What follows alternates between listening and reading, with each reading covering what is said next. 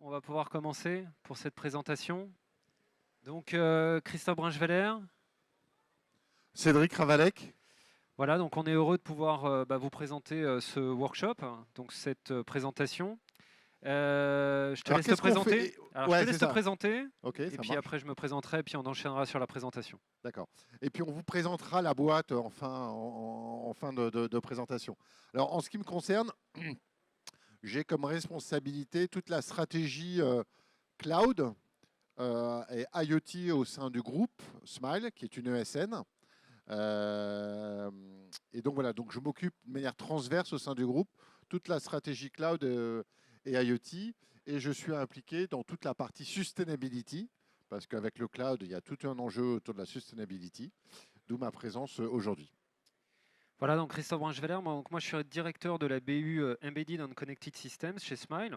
Donc on fait à la fois de l'embarqué et on participe au projet de IoT avec nos collègues de Smile qui vont plutôt travailler sur du cloud du développement digital sur du web ou des applications mobiles notamment. Donc, comme vous le voyez sur la présentation, donc on est présent au SIDO. On a un stand là juste derrière vous. Donc, n'hésitez pas à venir. On a quelques démonstrations qui montrent un petit peu notre savoir-faire. Donc, venez nous interroger. On aura plaisir à pouvoir vous les présenter. Donc, on vient au SIDO à peu près tous les ans. D'ailleurs, je dis à peu près, mais c'est pas vrai. On vient vraiment tous les ans. Donc, on a cette opportunité de pouvoir vous présenter des sujets qui nous sont à cœur. Et là, cette année, en fait, on a souhaité faire un focus sur la sustainability, comme tu disais, Cédric, et de pouvoir faire un focus sur la part du logiciel embarqué, en fait, donc la partie embedded, et de voir un petit peu qu'est-ce que peut faire ce logiciel embarqué vis-à-vis de pouvoir prendre en considération tout ce qui va être impact environnementaux. Alors on peut aussi expliquer Vas-y. pourquoi ce sujet-là chez Smile, parce que Véronique Turner, qui est PDG d'une de nos filiales qui s'appelle Alterway, qui fait de l'hébergement et de l'infogérance, est aussi administrateur au sein de Numéum, qui est le syndicat des sociétés de services informatiques en France. Et au sein de Numéum, elle a en charge le numérique responsable. Donc, et elle fait partie du COMEX du groupe. Et donc, il y a toute une organisation au sein du groupe Smile, portée par Véronique, pour qu'il y ait cette dimension interne, externe, autour de numérique responsable au sein de Smile. Et l'entité que porte Christophe sur la partie embarquée est donc concernée par le sujet. Voilà. Exactement. Et effectivement, donc tu cites Véronique Turner. Elle est aussi à l'initiative de Planet Tech Care. Donc je vous invite à pouvoir faire une recherche sur cette initiative et qui va effectivement sur l'idée d'un numérique plus responsable. Et on va pouvoir parler de ces sujets-là pendant la présentation. Alors, vous voyez un petit déroulé que vous avez pu voir pendant que Cédric vous parlait. Donc là, l'idée, c'est de voir un petit peu de quoi on parle et de resituer un petit peu le contexte. Le contexte, il est assez simple. Alors, quand on parle du numérique et de l'aspect impact environnemental, etc., c'est pas forcément le premier secteur qui vient à l'esprit. Hein, il y a des secteurs comme le transport, l'énergie, etc., qui sont peut-être plus dans la tête des gens. Il n'empêche que, on le verra avec des chiffres à la clé plus tard, que la tech, au sens plus large du numérique, le numérique, voilà, la tech serait un numérique un petit peu plus augmenté, où on va retrouver un petit peu plus des choses un petit peu plus larges que dans le numérique. Eh bien, ça a un impact qui n'est pas négligeable, et on va le voir aussi, qui est en forte croissance, comme on pourra le voir par la suite. Alors, quand on parle de green à l'intérieur du numérique, il y a en gros trois démarches. Voilà, et on a choisi dans cette présentation de pouvoir se focaliser sur une de ces démarches. Malgré tout, on va pouvoir parler de l'aspect green IT. En fait, c'est l'idée de dire le numérique aujourd'hui a un impact et on va essayer finalement, par des améliorations, de faire baisser cet impact. Je vous invite à pouvoir télécharger notamment un livre blanc là, qui est sorti cette année, qui s'appelle GreenOps. L'idée, c'est justement sur tout ce qui va être hébergement, infogérance, de voir quel impact vertueux on peut avoir dans le choix d'une architecture, d'un lieu de stockage, etc., pour aller vers justement un numérique qui soit un petit peu plus vertueux, efficient du point de vue de l'impact environnemental.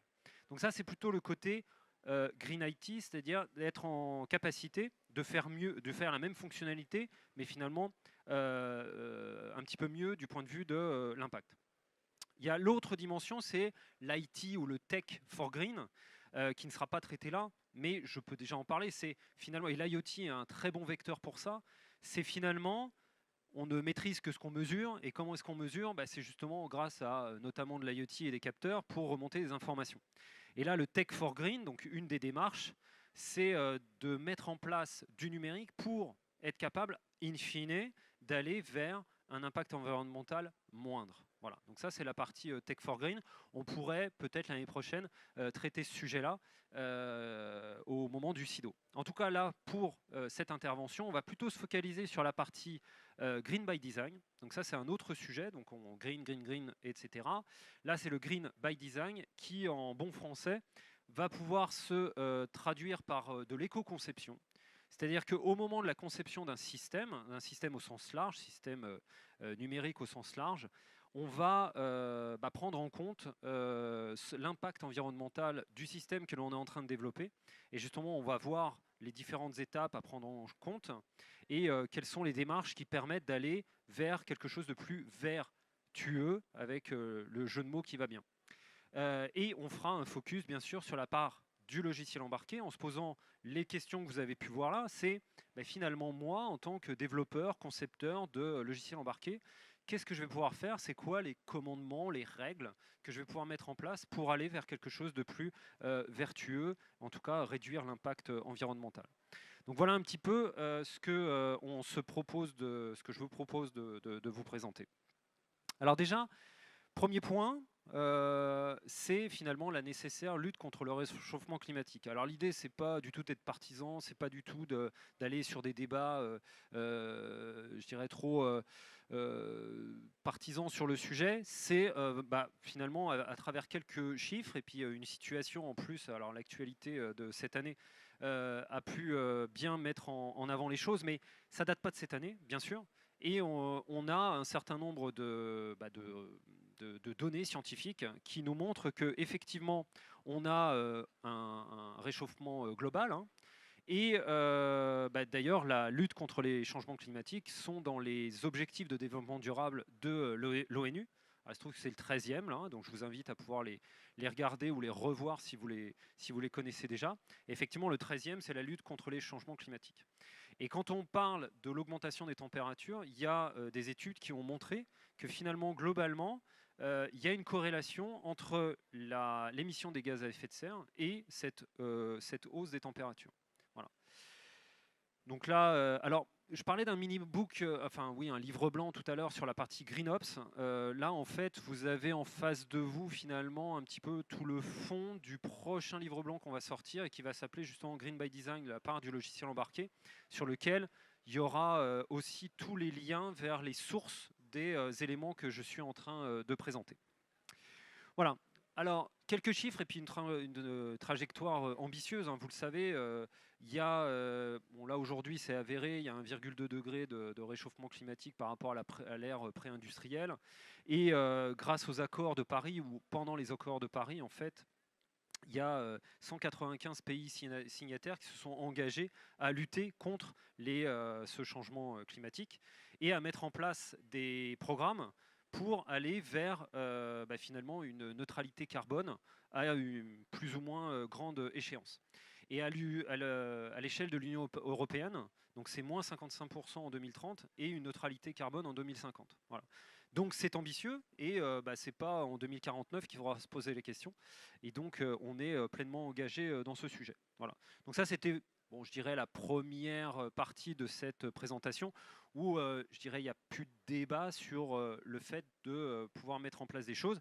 Et d'ailleurs, certaines choses sont déjà en action, hein. Là, voilà, ça tombe bien. Je pensais justement à des exemples pour pouvoir vous les montrer. Il n'y a pas que le numérique aussi qui s'engage. Voilà, je peux présenter le verre, le fait qu'ils sont en carton et recyclables fait partie des différentes initiatives. Bref. Alors après, du point de vue business, clairement, Alors ça date de juin 2022. Là, il y a eu une enquête qui a été faite auprès d'un certain nombre d'entrepreneurs européens. Et vous voyez que les chiffres sont sans appel. C'est que 94% d'entre eux pensent que c'est important pour la survie de leur boîte, et que même pour pouvoir recruter, on n'en est pas très loin, c'est 93%. C'est quelque chose d'important de s'engager effectivement dans cette voie-là. Ah. Voilà, donc maintenant qu'on a compris que c'était important, finalement, si on se focalise un petit peu sur la tech et l'empreinte environnementale de la tech, de quoi on parle? Alors je vous l'ai dit en introduction, en fait, on penserait plutôt à d'autres secteurs qui semblent plus émetteurs, etc. Et bien en fait, attention, parce que effectivement, là, chiffre à la pluie, donc ça c'est lié à Numéum, hein, on a cité, alors c'est le nouveau nom de Syntec Numérique, qui a lancé une fac là, sur tout ce qui est numérique, l'impact du numérique, l'impact environnemental du numérique. Et donc là, les chiffres que je vous sors viennent de là. Et globalement, je vous laisse les lire. On est loin d'être négligeable, et surtout, on le verra après, on est en évolution assez importante. Peut-être ce qu'on peut voir, et ce qui l'ordre de grandeur, c'est qu'en gros, si le numérique était un pays, en gros, il serait émetteur il aurait un impact de 2 à 3 fois la France, ce qui est loin d'être négligeable. Vous pourrez en convenir. Voilà. Autre sujet, autre point, c'est toujours bien les chiffres, ça permet d'avoir des choses. Voilà, c'est 2300 km ou 2250 km en voiture par an et par habitant. Vous voyez que c'est loin d'être négligeable. Ensuite, sur la partie progression. Donc là, vous avez un site, source Green IT, là, qui a fait des études et voilà, avec des chiffres à l'appui par rapport à la tendance. Et vous voyez que la tendance, elle est en train de s'accélérer. Et comme les autres secteurs aussi sont plutôt dans une logique de descente, eh bien, cette part aura tendance mathématiquement à augmenter. Donc, si on ne fait rien, on n'est pas sur la bonne trajectoire. Donc il est important d'avoir ça en tête. Alors maintenant, la tech, quand on va voir justement par rapport au numérique, quelles sont nos marges de manœuvre pour aller vers quelque chose de plus vertueux, eh bien l'idée c'est à la fois d'avoir une vision globale du système et de ses sous-systèmes. Donc ça c'est important de prendre en compte l'ensemble des éléments qui vont constituer finalement votre système numérique. Voilà, et on voit bien que, d'ailleurs, on est au CIDO aujourd'hui avec la partie IoT et les objets connectés, donc ils sont cités là, et on voit qu'on a à la fois la partie cloud, les objets connectés, les différents terminaux, et puis une infrastructure de réseau, de communication pour pouvoir mettre tout ça en musique. Voilà. Et finalement, c'est au niveau de chacun de ces sous-systèmes que l'on va pouvoir s'intéresser finalement à aller vers quelque chose de plus vertueux. Également, ce qui est important dans une démarche finalement d'analyse et de se dire que finalement chacun a sa part à jouer à l'intérieur de cet impact, eh bien, il va être intéressant finalement de prendre en compte l'ensemble du cycle de vie de l'ensemble de ces sous-systèmes. Voilà. Et donc on va parler de la partie conception, fabrication, usage, recyclage et fin de vie à l'intérieur de finalement cette analyse d'impact. Voilà. Alors juste une information pour vous. Sachez que, alors contrairement à ce qu'on pourrait penser, ou en tout cas en première approche, la fabrication c'est quelque chose qui concentre pas mal de la part justement de cet impact environnemental sur la partie numérique. Et on le voit, c'est entre 59 et 84%. Enfin, ça dépend des pays, ça dépend de comment c'est fait, etc. C'est pour ça que la plage est assez large. Mais typiquement, voilà, la fabrication est une des étapes importantes de cet impact du numérique. Voilà. Alors le green by design, vous voyez, on a une approche un petit peu, on regarde un petit peu large, et puis maintenant on est en train vraiment de se focuser sur le sujet et de parler de cette fameuse green by design et donc de l'éco-conception en bon français. Qu'est-ce que c'est que ce Green by Design? Donc, comme je vous disais en introduction, c'est l'idée que dès la conception d'un système, hein, je vais au-delà d'un produit, hein, on a bien compris, on est en train de parler d'un système dans lequel on va avoir un certain nombre de sous-systèmes sur lequel il va falloir avoir cette analyse d'impact. Et donc c'est dès la partie conception qu'on va réfléchir finalement on va analyser l'impact que va avoir le système que l'on est en train de construire. Et finalement, si on le traduisait, on en donnait une définition, c'est un système qui aura été éco-designé, c'est un système qui aura été conçu pour minimiser son impact environnemental. Voilà, avec la partie éco-design ou éco-conception. Alors je vous ai mis ce petit schéma parce que vous l'avez déjà vu avant, et c'est important parce que finalement, lorsque on va avoir cette étape de conception, la conception, c'est pas uniquement la conception dans le sens architecture, développement et mise en production. Il n'y a pas que ça. Il y a aussi tout ce qui va être derrière de la fabrication et de l'usage, du recyclage, peut-être même du reconditionnement pour repartir sur une seconde vie, on va dire, pour allonger la durée de vie. Et voilà. Donc ça, dans la partie Green by Design, c'est ça qui est la définition finalement du Green by Design. Et dans cette éco-conception, on va avoir deux choses. Donc déjà sur la partie cycle de vie, je vous ai présenté ça, et aussi sur quelque chose qui est complètement multicritère, puisque on prend en compte aussi tout ce qui est utilisation de matières premières et impact finalement de l'utilisation de ces matières premières. Voilà. Après, bon, vous avez pléthore, et encore une fois, lorsqu'on sortira ce livre blanc, vous aurez pas mal de liens vers des sources importantes et intéressantes, notamment sur l'ADEME, hein, qui met en avant un outil qui s'appelle l'analyse du cycle de vie, qui est complètement normé d'ailleurs, et qui permet d'analyser globalement, de donner une méthodologie pour pouvoir développer un produit éco-conçu ou un système complet éco-conçu. D'ailleurs, ce n'est pas uniquement dans le domaine du numérique, hein, ça va au-delà de ça. Alors, le logiciel embarqué dans tout ça. Parce que depuis tout à l'heure, vous m'écoutez, vous savez que je vais parler de logiciel embarqué, mais j'en ai pas beaucoup parlé jusqu'à présent. Donc regardons un petit peu ensemble. Alors pour cerner le sujet, le logiciel embarqué, on en retrouve partout, vous êtes d'accord avec moi, quels que soient les domaines d'application. Alors on a coutume de dire que le logiciel embarqué, c'est finalement quelque chose qui ne va pas s'exécuter sur un ordinateur, un serveur, voire même pas sur une tablette ou un mobile. Voilà, donc on cerne un peu le sujet. On se dit, qu'est-ce qui reste? En fait, il reste énormément de choses, puisque tout système électronique dans lequel on va retrouver un petit peu d'intelligence, vous savez très bien qu'on va retrouver du logiciel embarqué avec plus ou moins de fonctionnalités et plus ou moins d'intelligence, donc je dirais des micros plus ou moins puissants pour pouvoir faire fonctionner tout ça, puissant et ayant après un impact sur la consommation énergétique, etc. Mais on va revenir là-dessus. Donc voilà, donc en gros, on va se retrouver dans tout un tas de domaines d'application par rapport à ces différents logiciels embarqués. Bon, ça c'est un slide que je vais sauter, je ne vais pas vous faire l'affront de vous faire la définition, etc.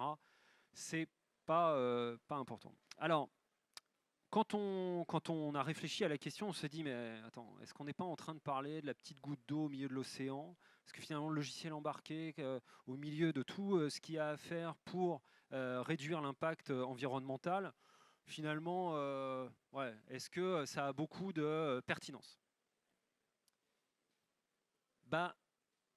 Oui et non. C'est-à-dire qu'en gros, l'idée, c'est que on est parti du principe que c'est pas parce que l'impact va pas être significativement important qu'il ne faut pas le traiter. Parce que finalement, la somme de petites choses va pouvoir effectivement être dans le bon sens.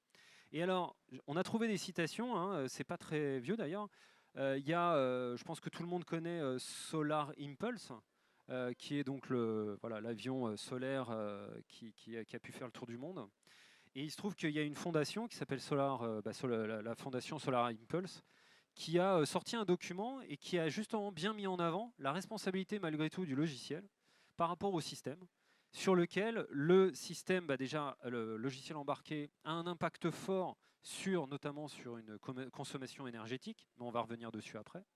Et également sur le fait que le logiciel embarqué, et là ça sera une dimension qui nous qui nous tient beaucoup à cœur chez Smile, c'est la partie open source, qui permet, c'est un des vecteurs, qui permet finalement d'assurer, d'aller au-delà de l'obsolescence d'un composant matériel pour en assurer la maintenance au-delà même de...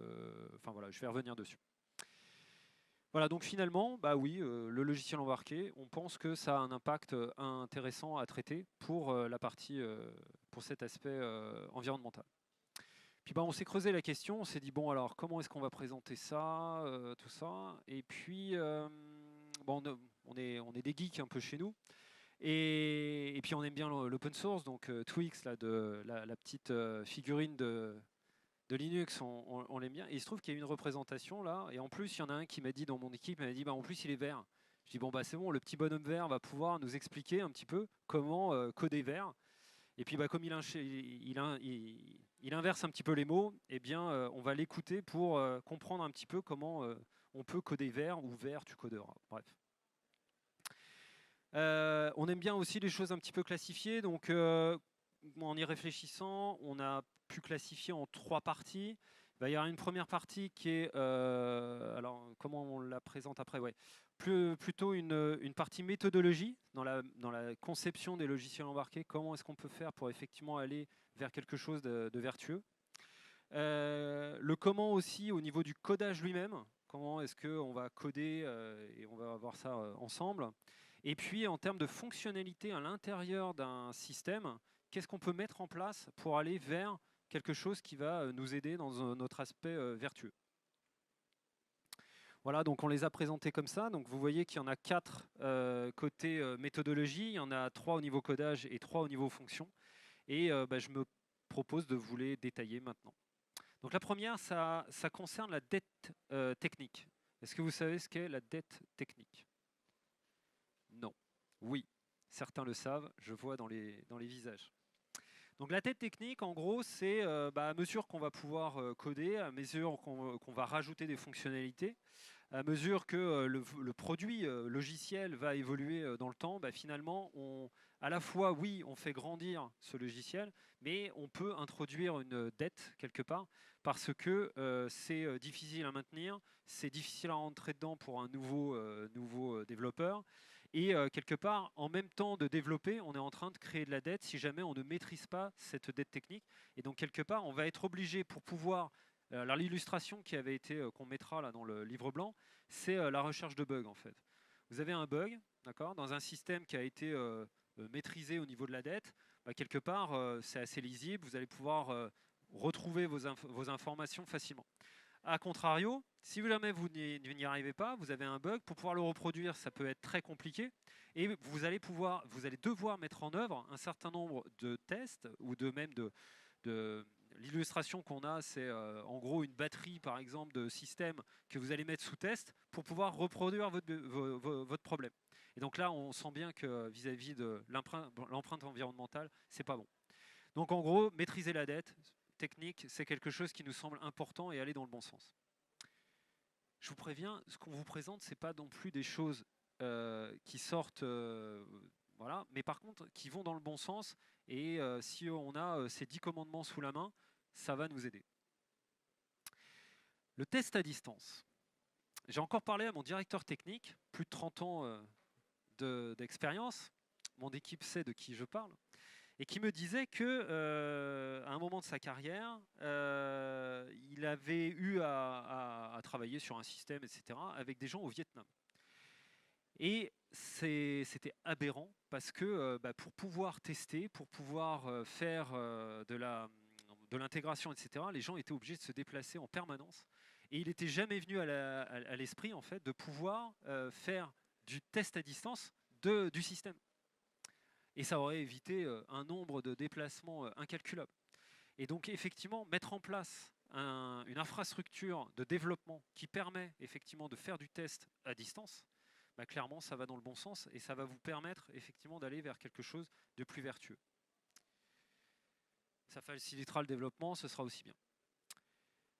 Le juste nécessaire, tu privilégieras. Bon, ça c'est assez logique, et c'est assez logique vis-à-vis... Alors, à la fois en termes de temps de développement, c'est pas la peine. Alors qui peut le plus peut le moins, bien entendu, sauf que qui peut le plus va avoir des impacts sur le dimensionnement de votre équipe logicielle, donc forcément, voilà, l'équipe logicielle, et également sur le micro que vous allez utiliser, toute la partie électronique que vous allez utiliser. Donc effectivement, pouvoir se restreindre au juste nécessaire par rapport à votre produit, c'est quelque chose qui va aller dans le bon sens. Et là, alors on peut citer, parce que je parlais de méthodologie, pourquoi est-ce qu'il a mis ça dans la méthodologie? Bah, bien souvent, on se rend compte que finalement, ce qu'on va retrouver dans le produit, c'est quand même très lié à la méthodologie qui aura été employée. D'accord? Donc au départ, on peut très bien faire une liste complètement exhaustive de tout ce que les gens auront en tête et qui pourrait être implémenté. Et puis bah, après, on va dégraisser. On va dégraisser par rapport à... Alors bien sûr, il y a des outils, des méthodologies comme l'analyse de la valeur qui peuvent nous aider, où on se rend compte que finalement une fonctionnalité, bah, elle va être tellement peu utilisée que c'est pas la peine de la développer. Et puis il y a aussi tout ce qui est méthode agile qui peuvent aider également, parce que finalement plutôt que de partir sur un développement long, complètement à 100% de tout ce que tout le monde voudrait, bah, finalement on fait quelque chose d'un petit peu plus minimaliste au départ et on vient l'enrichir en fonction au fur et à mesure de la vie du projet sur des besoins qui sont clairement exprimés et clairement nécessaires. Voilà. Donc ça peut aider et aller dans le bon sens. Là, on parlait de méthodologie. Et enfin, sur la partie méthodologie, alors l'open source, tu plébisciteras. Alors je vous l'ai dit, c'est quelque chose qui nous tient beaucoup à cœur là, chez Smile, hein, ça fait partie de notre ADN. L'idée derrière ça, c'est que effectivement, alors sur la partie open source, j'ai déjà parlé sur la partie obsolescence de matériel et effectivement le fait d'avoir la capacité, en ayant accès aux sources, que même sur un ancien matériel, d'être capable d'intervenir et de pouvoir allonger sa durée de vie. Donc ça, c'est un premier point. Le deuxième point, c'est que finalement, l'open source, c'est quoi?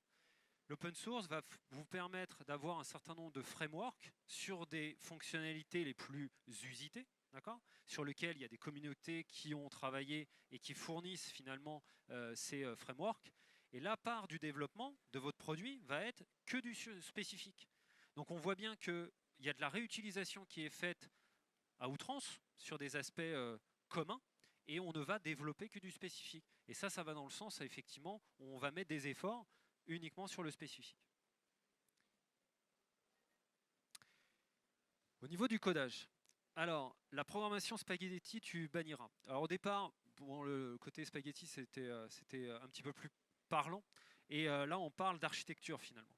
Et partir sur une architecture qui soit modulaire, sur laquelle on a une facilité d'analyse, ça va revenir un petit peu sur la dette technique au départ, mais la dette technique n'est pas que sur la partie architecture. Il y a plein de sujets dans la dette technique. Mais sur la partie programmation ou architecture, le fait d'avoir quelque chose qui soit bien maîtrisé, avec des interfaces bien claires, modulaires, où on va pouvoir faire de la montée fonctionnelle plus simplement et faire de la réutilisation également plus simplement, va dans le sens de cet impact vertueux. Alors, est-ce que vous le saviez? Le langage de programmation a un impact. Alors, il y a des études, encore une fois, vous aurez les sources à l'intérieur de notre livre. Il y a une étude qui a été faite sur le même développement, enfin la même fonctionnalité. Si je la code en langage C, en C++, en Python, en Java, en Rust, etc., finalement, quel sera l'impact que l'on va pouvoir avoir par rapport à l'efficience de notre langage? Et c'est assez intéressant. Et effectivement, si on regarde, alors je peux peut-être prendre des extrêmes, hein, parce que je n'ai pas le temps de rentrer dans les détails, mais dans les extrêmes, si vous êtes spécialiste du Python, je ne dis pas qu'il ne faut pas l'utiliser. Par contre, effectivement, si vous pouvez le restreindre à des choses qui ne vont pas être dupliquées à des millions d'exemplaires, ce serait bien. Donc effectivement, faire du Python pour faire un petit programme de test, etc., c'est pas mal. Par contre, mettre ça dans de l'embarqué et des millions de pièces embarquées, ça, c'est pas une bonne idée. Par contre, utiliser du langage C, ça, c'est pas mal. Le Rust, qui est en train de monter pas mal actuellement, c'est plutôt vertueux également. Puis après, il y a tout un tas d'autres langages. Mais en gros, voilà. Aujourd'hui, je ne cite que ceux-là. Mais Mais ça a un impact, et ça a un impact notamment sur le dimensionnement du matériel que vous allez avoir derrière. Alors, une optimisation du code tu mèneras, bon ça c'est assez évident. Une fois qu'on a développé quelque chose, si en plus on est capable de faire la même chose mais pour moins, là on rentre un petit peu dans la partie Green IT. Eh bien, ne pas négliger cette étape-là, parce que on le verra après, c'est celui-là, parce que je l'ai gardé pour la fin, j'ai gardé le meilleur. Ça ira dans le bon sens sur le choix du matériel et également sur la consommation d'énergie. Maintenant, au niveau des fonctionnalités, les fonctionnalités que vous allez pouvoir embarquer à l'intérieur de votre système. Tout simplement, des mises à jour tu permettras. Alors c'est vrai que de plus en plus, les systèmes, on peut les mettre à jour.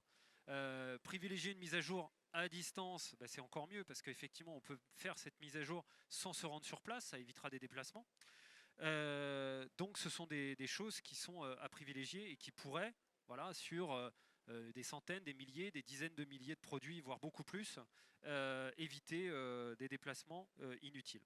Également, sur les fonctions, une maintenance à distance. Donc sur des systèmes industriels, on peut imaginer la petite camionnette du technicien qui va faire son intervention et faire sa maintenance. Terminé. Aujourd'hui, on est capable, avec un certain nombre de toutes les communications qui sont à notre disposition, de finalement faire un certain nombre d'interventions à distance. Et ça fait partie des fonctionnalités qu'on peut imaginer dans un système embarqué industriel.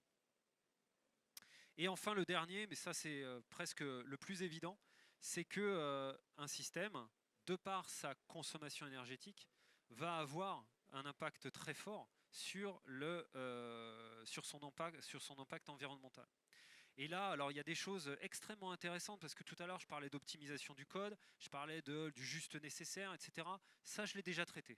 Par contre, sachez-le, aujourd'hui, voilà, sur la frugalité énergétique, on le sait très bien, ça est déjà arrivé, ça vous est peut-être même déjà arrivé. Vous faites une mise à jour, on vous propose une mise à jour même de votre téléphone ou un truc comme ça, et du jour au lendemain, au lieu de tenir 2 jours, finalement il tient une demi-journée la charge. L'impact du logiciel. Ah ouais, en fait le logiciel c'est important. Et effectivement, en fonction de comment vont être traitées les phases de veille, les phases de réveil ou les phases de deep quand on est complètement endormi, eh bien deep sleep, voilà, c'est quelque chose qui peut avoir un impact extrêmement fort sur la vie du produit, sur la durée même de vie si jamais il est sur batterie, etc. Et vous avez aujourd'hui des architectures matérielles qui permettent justement de ne consommer que très peu en veille. Et finalement, vous vous retrouvez bien souvent avec un système qui va être constamment off. Voilà. Et puis quelquefois, il va se réveiller pour le juste nécessaire pour pouvoir faire la fonction. Bon, ça, typiquement, ça fait partie des réflexions à avoir, etc.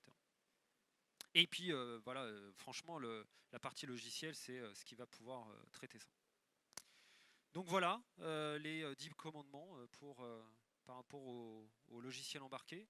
Si vous avez en tête un sujet qu'on n'aurait pas traité, eh ben je peux vous demander d'intervenir. N'hésitez pas. Ou venez sur notre stand tout à l'heure. On sera ravis de pouvoir échanger avec vous. Bon, en synthèse, ça je passe parce que c'est finalement un petit peu redit. Ouais. Et puis Cédric, je te laisse la parole pour la fin, le meilleur pour la fin. Ok, merci. Y a un slide ou non? C'est juste ça. Ah, pardon. Super. Alors, juste avant de dire qui nous sommes, je pense que ce qui est important, c'est que la démarche pour optimiser la consommation énergétique du numérique ne fonctionnera que s'il y a un business autour. S'il n'y a pas de business, ça ne marchera pas. Et pour ce faire, le gouvernement est en train, parce qu'on en discute au sein de Numéum, est en train de préparer un certain nombre de lois qui va obliger les entreprises à avoir une démarche autour de tout ce qui est sustainability et qui va donc développer tout un écosystème d'acteurs et d'actions pour optimiser au maximum sa consommation énergétique. Et on le voit déjà sur certains secteurs ou sur certains appels d'offres. C'est pour ça d'ailleurs que l'ensemble des acteurs du cloud, bon, là, il y en a deux qui sont présents au salon, qui sont AWS et Microsoft, ont déjà préparé un certain nombre d'outils pour aider les entreprises à savoir comment ils consomment en termes énergétiques en utilisant les services de ces providers dans le cloud. Et on va aussi demander aux ESN, dans le cadre des projets, de pouvoir garantir et de mettre en place un certain nombre de méthodes pour, comme tu l'as très bien dit tout à l'heure, pour lorsqu'on est amené à développer des solutions pour nos clients, essayer de faire ce peu, de consommer le moins possible d'énergie. Et ça, je crois que c'est important. Alors, un des points. Allô, allô. Ouais. Ouais. Vous m'entendez là? Ouais. Un des points de toute façon très importants dans cette démarche de numérique responsable, c'est la communication en fait. C'est la prise de conscience et la communication. Donc quelque part, l'objet aussi de cette présentation, c'était de participer à ces éléments de partage et de prise de conscience par rapport à cet impact du numérique. Et on l'a par exemple, un bon exemple je trouve, c'est le projet d'Alkia, que tout le monde doit connaître en termes de nom, où on les a accompagnés, pas sur la partie embarquée, mais sur la partie digitale. Et comment le site de la société peut être redéveloppé et adapté pour consommer le moins d'énergie possible. Donc ça touche vraiment tous les secteurs de l'IT. La partie UX, UI, la partie hébergement, infogérance sur la partie cloud que je le citais précédemment, sur la partie embarquée, sur la partie consommation aussi de données sur les réseaux. Donc vraiment, tous les secteurs sont concernés. Et c'est pour ça, et ça m'amène à présenter un petit peu l'activité, que chez Smile, on est fortement concerné parce que la société est une société qui, à travers notre offre de services, couvre toute la chaîne de la donnée. On va travailler dans l'embarqué. Ah, je ne savais pas qu'il était là. Je le cherchais. Voilà, c'est super, c'est ce qu'il faut comme slide. Et nous, on est super concernés parce qu'on s'occupe de toute la chaîne. Donc là, aujourd'hui, on est présent sur ce salon et Christophe est intervenu sur la partie embarquée. Voilà. Mais, excusez-moi, on a aussi une très forte expertise sur tout ce qui est infogérance et hébergement de services digitaux, soit en propre dans le data center, soit avec nos partenaires cloud. On travaille beaucoup aussi sur le développement d'applications métiers, sur ces données voilà, qui remontent, et donc sur améliorer les processus internes à travers les applications métiers qu'on développe, mais aussi tout sur la partie front digitale, site e-commerce, site web. Et l'impact, et on est organisé en interne chez nous, de manière transverse, il y a une personne, donc à travers Véronique, qui s'occupe sur l'ensemble de cette chaîne de mettre en place des outils, des méthodes pour, dans le cadre de nos projets, faire en sorte qu'on consomme le moins possible d'énergie, que dans les projets de nos clients, soit pris en compte tout ce qui est impact du numérique. Et donc pour nous, c'est vraiment extrêmement important et ça va devenir un point fort de notre ADN en plus de l'open source. Alors effectivement, il y a un groupe de travail numérique responsable qui est en place chez nous. Véronique en est l'animatrice. Et chaque métier de Smile s'engage dans dans ce groupe de travail. Donc moi, je suis le représentant pour la partie embarquée IoT. Et chacun, justement, sa part. C'est pour ça que, d'où cette présentation, la part, finalement, de l'embarqué. Alors, on aurait pu aussi parler d'IoT, mais ça paraissait intéressant de présenter ces sujets-là, sachant que, bien sûr, on a pas mal focalisé sur voilà, consommation d'énergie, mais globalement, il n'y a pas que ça. Ça va au-delà de la consommation d'énergie, même si la consommation d'énergie, c'est quelque chose d'important, et notamment au niveau de l'usage, mais il n'y a pas que ça. Il y a aussi enfin, voilà, tout ce que j'ai pu vous présenter sur la partie cycle de vie, les matières premières, les machins. Tout ça sont des choses aussi qui rentrent en jeu. Maintenant, c'est sûr et c'est vrai, dans la partie, nous, on va dire de logiciel, que ce soit au niveau d'un cloud, d'un serveur ou même d'un objet connecté, sa consommation, c'est quelque chose d'important. Ouais. Et on est d'autant plus concerné quand on voit le coût. On a des data centers en propre. Il y a un impact très très fort avec l'augmentation des coûts en ce moment. Et donc, on se doit aussi d'optimiser. Donc si on ne le fait pas pour le green, on le fait pour le porte-monnaie. Voilà. Après, clairement, quand on revoit finalement les 10 commandements en gros qu'on a pu proposer, on se rend compte qu'on est sur des. C'est pour ça que je disais, voilà, on n'a pas. C'est pas une révolution en fait. C'est juste que ces sujets-là qui vont aussi dans le sens de d'être capable d'aller simplement modifier un logiciel, de minimiser son coût. Finalement, en fait, on se rend compte que aller faire du vertueux, ça reprend des éléments qu'on connaissait déjà du point de vue optimisation budgétaire quelque part et simplification de ces aspects sur des aspects logiciels. Et Voilà. sur un impact demain, on le voit sur le prix, sur l'immobilier où demain on ne pourra plus louer des logements qui consomment trop en termes d'énergie. Eh ben, ça va arriver aussi sur les appareils. On ne pourra pas commercialiser un certain nombre d'appareils qui vont consommer trop d'énergie. Donc il y aura un impact vraiment sur toute l'économie. Et c'est pour ça que dès maintenant, il faut s'y préparer à voir la démarche et les méthodologies. Voilà, on est quasiment à la fin du temps qu'on avait prévu pour ce workshop.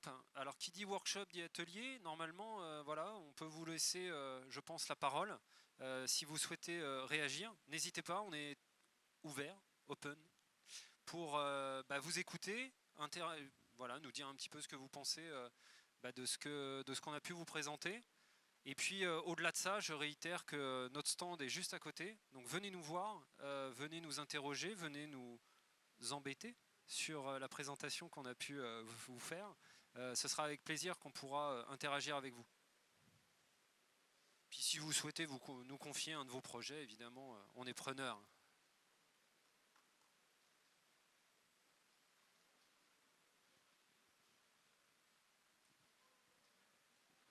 Bon, pas de plus de questions.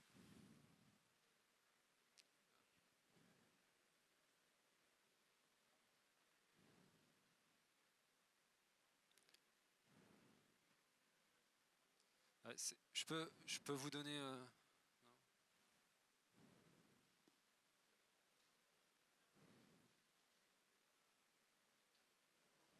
On va donner le micro, ouais, parce que je pense que... Je vais vous donner mon micro. Merci, bonjour. Au-delà du cadre législatif qu'il va y avoir sur l'obligation des entreprises... Apparemment, il ne faut pas vous donner notre micro. Ah. C'est bon là? Ah ouais. Je recommence. Désolé. Au-delà du cadre législatif qui va obliger les gens justement à avoir cette prise de conscience obligatoire sur le green, aujourd'hui vous avez concrètement des clients qui viennent vous voir avec... Dalkia, typiquement. Voilà. Est-ce que vous en avez d'autres? Parce que c'est... Oui, clairement oui. Alors, ils vont faire ça par obligation ou ils ont une vraie prise de conscience aujourd'hui? Il y en a deux. Alors, en fait, aujourd'hui, dans les appels d'offres, de plus en plus, il y a cet aspect impact du numérique responsable. Alors là, on a beaucoup focalisé sur des aspects impact environnemental, mais en fait, ça s'inscrit globalement dans la RSE. Et le numérique responsable, c'est quelque chose qui aujourd'hui est regardé dans les appels d'offres et sur lequel il y a des exigences sur justement la politique environnementale et RSE de l'entreprise pour pouvoir répondre correctement et être sélectionné dans les appels d'offres. Bon, au-delà même de la partie fonctionnalité visible, Dalkia en est un, et là c'est très visible, donc là il n'y a pas de question, il n'y a pas de débat, mais même en dehors de ça, dans les appels d'offres aujourd'hui, vous avez un certain nombre de critères qui vont vous faciliter le fait de gagner ou pas le projet en fonction justement de votre engagement en termes de numérique responsable. Oui. Il y a beaucoup de contraintes qui vont arriver du gouvernement. Ça se prépare. On le sait parce qu'on en discute au sein de Numéum. Donc là, c'est vrai que c'est plutôt des entreprises qui sont déjà sensibles, c'est dans leur ADN. Et donc, ils cherchent des entreprises comme les nôtres qui ont cette même démarche. Mais ça va s'accélérer parce qu'il va y avoir un certain nombre de contraintes qui vont arriver du gouvernement. Mais on le voit aussi dans la finance, pour les investissements. Il y a des labels qui sortent sur des entreprises qui sont cotées. Et la plupart des entreprises doivent faire une démarche de montrer comment elles consomment, les démarches qu'ils mettent en place au niveau RSE, ce genre de choses. Donc ça démarre, mais ça va s'accélérer, ça c'est évident. Et sur le marché, il faut que ça se structure en termes d'outils. Donc je parlais des acteurs du cloud qui mettent à disposition, mais là c'est le début aussi, mais il y a déjà des premières briques qui arrivent qui vont vous aider et nous aider aussi à concevoir et de savoir évaluer la consommation des ressources et de leur impact qu'on est amené à utiliser, d'optimiser ces ressources. Hein. Ça va conjointement avec ce qu'on appelle le FinOps. Hein, voilà. Donc on en est au début, mais oui, on commence à être sollicité. Et pour nous, en tout cas, c'est stratégique. Et ça va avec notre ADN et notre philosophie autour de l'open source qu'on a dès le départ. Et clairement, même au-delà du législatif, je pense que les deux chiffres là sont intéressants parce que d'un côté, globalement, on comprend qu'il y a du business et de l'autre côté, après, il y a même du point de vue de l'image en fait. L'image au niveau des entreprises, le marché va faire que la prise de conscience, et je pense que ça y est, on y est, la prise de conscience au niveau public, naturellement, les gens vont aller plus vers une société, une offre qu'une autre, en fonction justement de critères plus de responsabilité et de vertuosité. Est-ce que vous imaginez un surcoût justement par rapport à cette démarche? Alors, oui, on s'est posé la question. Après, pas sûr. Parce qu'en fait, comme on a vu que peut-être qu'il y aura un surcoût, effectivement, mais qui sera compensé finalement par les optimisations qu'on pourra faire. Et clairement, voilà, GreenOps, FinOps, ça va ensemble. C'est-à-dire que quelque part, oui, ce qu'on aura, peut-être qu'en termes de conception, oui, on aura peut-être mis plus de temps, plus de réflexion, etc. Donc là, ça va avoir un impact, notamment sur le build. Par contre, vis-à-vis du run, et je peux dire la même chose sur même un développement logiciel, c'est que finalement, ce que vous allez gagner derrière en même réduisant, regardez ce que je vous disais sur le juste nécessaire, tu te focaliseras. Quelque part, peut-être que derrière, vous allez gagner quelques centimes, dizaines de centimes, voire un peu plus sur les composants que vous allez utiliser, donc sur vos bill of material. Et finalement, ce que vous avez, entre guillemets, comme surcoût d'un côté, vous allez le retrouver de l'autre. Donc globalement, moi, je reste assez confiant sur le fait que ça aura tendance à s'équilibrer, voire même, ça pourrait être même intéressant du point de vue coût. Merci beaucoup de nous avoir écoutés. Merci. Et puis, bonne continuation au SIDO.